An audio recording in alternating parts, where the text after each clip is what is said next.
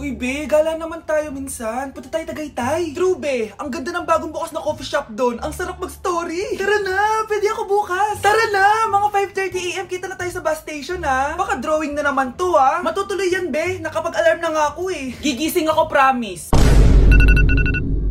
Nasaan na ba yung mga yun? 6 AM na. Oh, alas na tong bus papuntang Tagaytay, ha. Puro kayo drawing, ha. Teka lang. Ito ba yun?